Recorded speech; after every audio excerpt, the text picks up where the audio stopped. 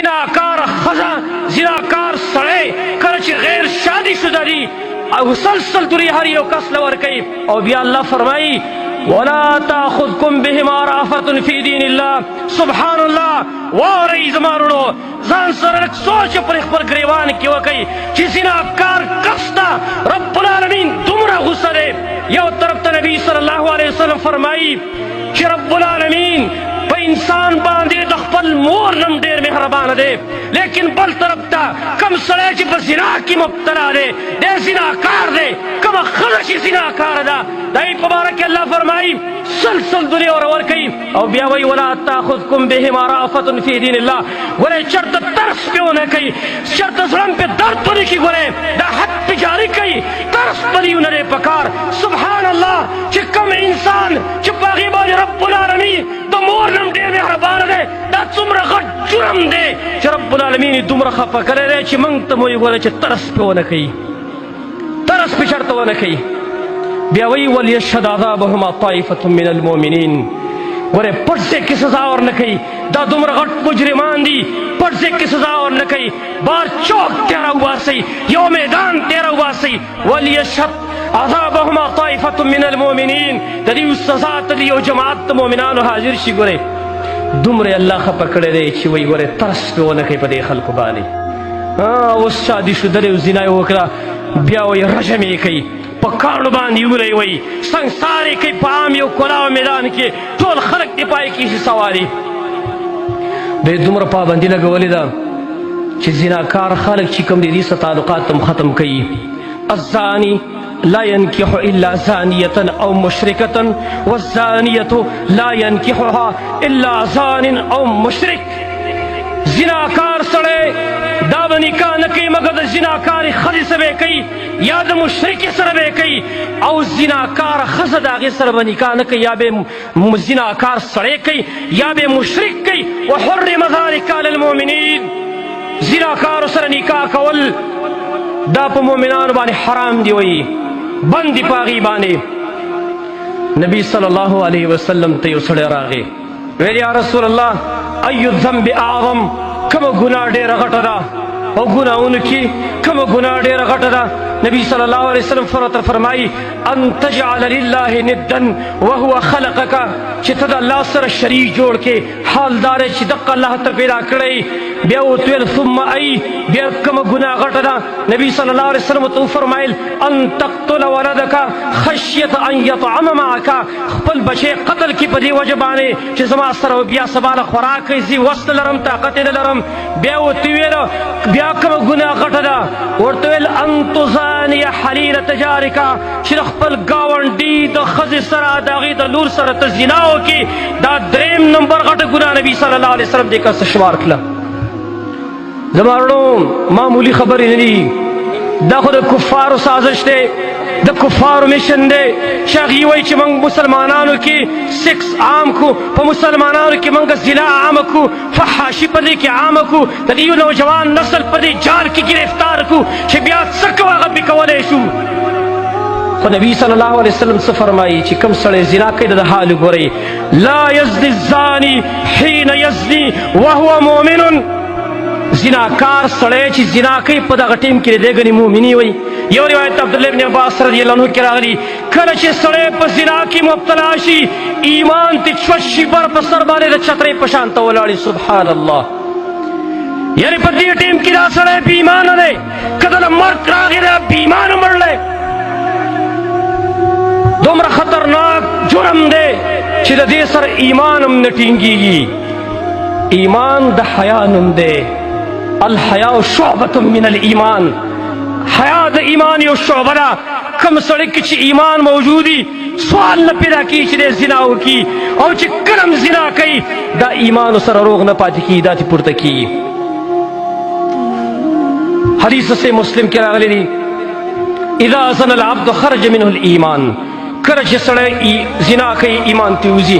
بل روایت کې راغلی نبی صلی الله علیه وسلم فرمایي، امام حاکم نقل کړی دی و اسناده جید، نبی صلی الله علیه وسلم فرمایي من زنا او شرب الخمر، چا چې زنا کوله یا شراب څکل نزع الله منه الإيمان كما يخلع الإنسان قميص من رأسه. سبحان اللہ. کله چې سړی زنا کی مبتلا شي، کله چې سړی شراب څکي، رب العالمین د دې انسان نه دا ایمان داسې وباسي لکه څرنګه چې سړی د سر د طرف نه دا کمیس داسې وباسي. سړی چې دا کمیس داسې وباسي بربنډ پاتې کېږي نه پاتې کېږي. سړی چې زنا وکړي یا شراب څکي نو دا ایمان دقه شان تر ځان نه وباسي، دی بربنډ خالي پاتې شي، دی بې ایمانه پاتې کېږي.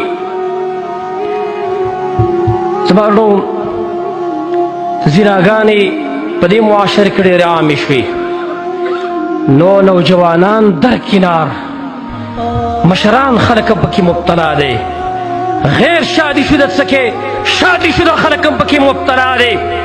نو نبی صلی الله علیه وسلم بیا دا خلکو باره کې فرمایي ثلاثة لا یکلمهم الله یوم القیامة ولا یزکیهم. درې قسمه خلک دی رب العالمین به ورسره په ورځ د قیامت خبرې نه کوي. تاسو نه تپوس کوم زما ورونو، کوم سړی نه غواړي چې زما سره د الله خبرې وکړي؟ کوم سړی نه غواړي؟ څوک دی کوم بدبخت دی چې هغه به وایي چې زما د الله خبرو ته ضرورت نشته دی، زه د الله د خبرو ارماني نه یم؟ دا کوم بدبخته به چې هغه به دا خبره کوي. ثلاثة لا یکلمهم الله یوم القیامة. درې قسمه خلک دی چې الله په ورځ د قیامت د هغوی سره خبرې نه کوي. ولا یزکیهم، نه به یې پاک کړي د ګناه نه، نه به یې صفت وکړي. ولا ینظر الیهم، نه به ورته الله د رحمت په نظر باندې وګوري. ولهم عذاب علیم، او د دې خلکو دپاره عذاب علیم هم الله مقرر کړی د دې خلکو دپاره. یو پای کې کم کس دی اول نمبر یې ذکر کړی شیخ زان، هغه مشر سړی چې زناکار دی، مشر سړی دی، شادي شدم دی، بچی هم شته دی، بیا هم په زنا کې دی مبتلا دی. رب العالمین به خبرې کوي د ده سره، نه به ورته ګوري، عذاب علیم کې وله نه به وله صفت کې ونه به پاکي چرته. وملک کذاب، بل هغه بادشاه دی چې کذاب دی، دروغجن دی، د ملک سربراه دی، خلکو ته دروغ وایي، دروغ وعدې کوي. وائل مستکبر، او دریم هغه غریب سړی دی، فقیر سړی دی، مستکبرون چې سره د غربت ترې تکبر هم کوي، دی متکبر هم دی. دا درې قسمه خلک دي چې الله رب العالمین په ورځ د قیامت څخه خبرې نه کوي. صحیح مسلم کې حدیث دی. یو روایت کې اوس داسې راغلی دی، نبی صلی الله علیه وسلم فرمایي اربعة یبغضهم الله. څلور قسمه خلق دی چې رب العالمین د هغې سره بغض ساتي، د الله بدي شي. بدترین خلق دی په دنیا کې، ځکه چې کوم سړی د الله بدي شي نو دا سړی دته به څوک ښه ووایي، کم یو طاقت دی چې دته ښه سړی وایي. اربعة یبغضهم الله، څلور قسمه خلق دی چې الله ورسره بغض ساتي. البیاع الحلاف، یو هغه کس دی چې خپله سودا خرڅوي او په دروغ قسمونو باندې خرڅوي، قسمونه پې کوي. والفقیر المختال، بل هغه غریب سړی چې متکبره دی. والشیخ الزانی، بل هغه مشر سړی چې زناکار دی. والامام الجائر، او هغه بادشاه او سربراه چې هغه ظالم دی. څلور قسمه خلک دی الله ورسره بغض ساتي. امام نسائی نقل کړی باسناد صحیح. بیا دومره پورې خطرناک خبره ده چې ځینې خلک د هغې د زنانو سره زنا کول بیا دو چند ګناه ده، بلکې درې چنده ګناه هم ده. حدیث مسلم کې راغلی، نبی صلی الله علیه وسلم هغه فرمایي د مجاهدینو کوم خلک چې په جهاد کې مصروفه دي، د هغې د زنانو حرمت دا په دې عام مسلمانانو داسې دی لکه چې د خپلې خور او د مور حرمت دی.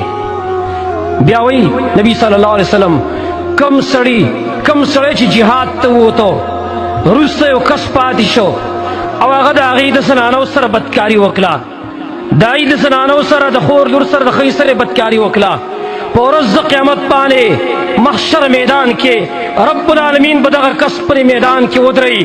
دی مجاهد ته به وایي چې دا کس دی چې ستا د اهل بېعزتي کړې وه، ولاړ دی دلته، څومره چې ستا خوښۍ د ده چې کومې نیکۍ دي غونډې ته واله. وایي ستاسو څه خیال دی نبي صلی الله علیه وسلم چې دی به ورته یوه نیکي پرېږدي؟ او که چېرته نیکي نه وي بیا به غوڼ ګناهونه دی وراړی په هغه باندې، دا د زنا په وجه باندې د زنا کار دی. نبی صلی الله علیه وسلم دقه د زنا یره دا محسوس کړي او په دې امت باندې نبی صلی الله علیه وسلم فرمایلی اے د عرب خلکو ان اخوف ما خاف علیکم الزنا والشهوة الخفیه ډېر خطرناک شی چې زه ستاسو په باره کې د هغې نه یریږم هغه سره الزنا یو زنا د والشهوة الخفیه او پټ شهوت مراد ریاکاري ده ځان ښودل خلکو ته دا پټ په زړه کې که نه چاته معلومیږي نه امام طبراني دا حدیث نقل کړی شیخ البانی رحمه الله هغه ورته حسن ویلی یو حدیث امام ابن خزیمه رحمه الله نقل کړی اوږد حدیث دی غونډ حدیث کې فایده ده ځکه ما دا غونډ کتاب ځان سره راوړ امام ابن خزیمه دریم جلد کې دا حدیث ذکر کوي په صفحه نمبر 412 باندې نبی صلی الله علیه وسلم فرمایي بینما انا نائم حدیث کې ډېر فایدې دي غونډ حدیث پر ذکر کو بینما انا نائم په داسې حال کې چې وایي زه ویده وم اذ اتانی رجلان ما ته دوه سړي راغله فاخذا بزبعیه زما دا مټې ونیولې فاتیا بي جبلا وارا زه یو خطرناک غر ته وروستلم ډېر چړند غر دی نیغ غر دی هغې ته وروستلم ما ته ویل چې اسعد په دې غر باندې ورخېږه ما ورته ویل اني لا اطیقه زه خو طاقت نه لرم چې په